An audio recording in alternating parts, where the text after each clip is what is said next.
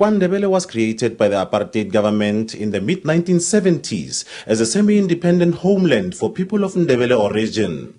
By the mid-1980s, some senior leaders pushed for full independence. However, in 1986, the Legislative Assembly quashed those plans, which sparked violent clashes.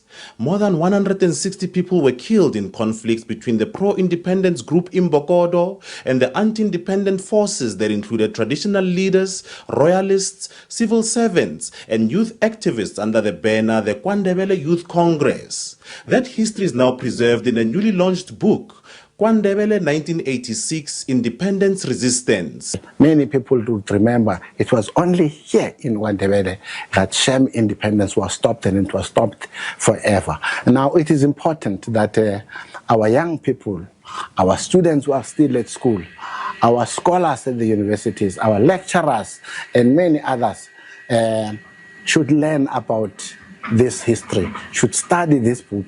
It is the first of its kind to capture the events as they unfolded that particular time. This history must not be read without knowledge, without foresight. One must assess what brought about this war, which was in KwaNdebele, between the people who might be related.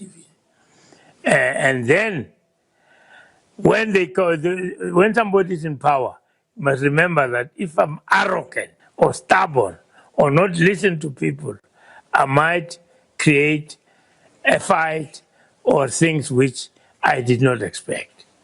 So I think it's very important if it's analyzed and make sure these wrong things are not repeated in future. The authors believe the book is vital for young South Africans to understand what took place during the apartheid years in KwaNdebele. It was important to tell the story of KwaNdebele because it was a decisive moment where people indicated their dislike and rejection of KwaNdebele apartheid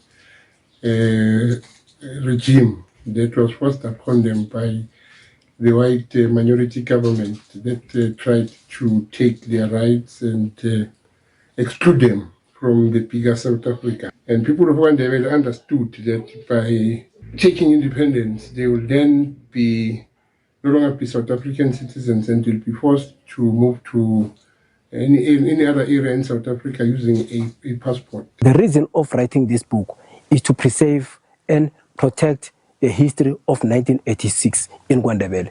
Many of the people, they must remember that during homeland system, KwaNdebele there was a uprising whereby many people lost their lives. According to the sources, that when we were conducting researches, we found out that more than 150 people were lost, and others, they were nowhere to be found. The launch comes during South Africa's Heritage Month, a time to honor and reflect on the country's history, culture, and traditions. Offense Estimo, SABC News, KwaMhlanga in Mpumalanga.